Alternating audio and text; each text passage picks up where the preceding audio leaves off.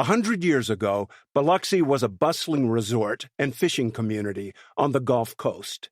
Some of its 12,000 people worked in shipbuilding, some in the hotels and restaurants, but for the majority, their livelihoods came from the ocean and its bountiful supply of seafood. The workers were immigrants from Eastern Europe, most from Croatia, where their ancestors had fished for centuries in the Adriatic Sea. The men worked the schooners and trawlers, harvesting seafood in the Gulf, while the women and children shucked oysters and packed shrimp for 10 cents an hour. There were 40 canneries side by side in an area known as the Back Bay. In 1925, Biloxi shipped 20 million tons of seafood to the rest of the country. Demand was so great, and the supply so plentiful, that by then the city could boast of being the seafood capital of the world. The immigrants lived in either barracks or shotgun houses on Point Cadet, a peninsula on the eastern edge of Biloxi, around the corner from the beaches of the Gulf. Their parents and grandparents were Poles, Hungarians, Czechs, as well as Croatians, and they had been quick to assimilate into the ways of their new country. The children learned English, taught it to their parents, and rarely spoke the mother tongues at home. Most of their surnames had been unpronounceable to customs officials and had been modified and Americanized at the port of New Orleans and Ellis Island. In Biloxi cemeteries, there were tombstones with names like Jerkovich, Horvat, Konovich, Kasich, Rodak, Babich, and Peranich.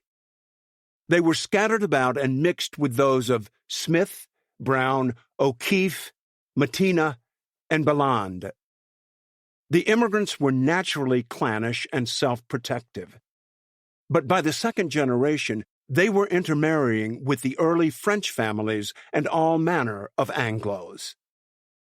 Prohibition was still the law, and throughout the Deep South, most Baptists and Methodists righteously pursued the dry life.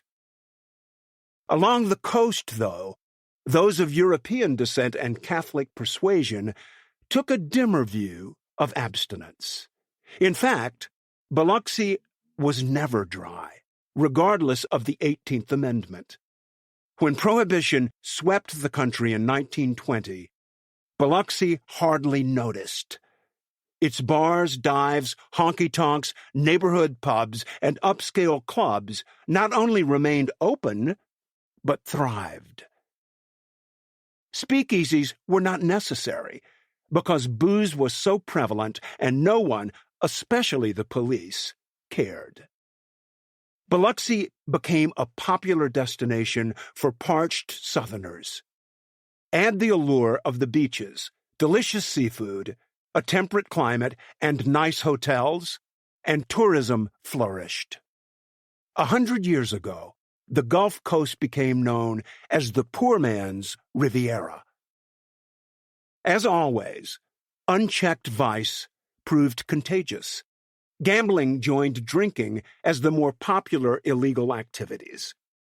Makeshift casinos sprang up in bars and clubs. Poker, blackjack, and dice games were in plain view and could be found everywhere. In the lobbies of the fashionable hotels, there were rows of slot machines operating in blatant disregard for the law. Brothels had been around forever, but kept undercover. Not so in Biloxi. They were plentiful and serviced not only their faithful Johns, but police and politicians as well. Many were in the same buildings as bars and gambling tables, so that a young man looking for pleasure need only one stop. Though not flaunted as widely as sex and booze, drugs like marijuana and heroin were easy to find, especially in the music halls and lounges.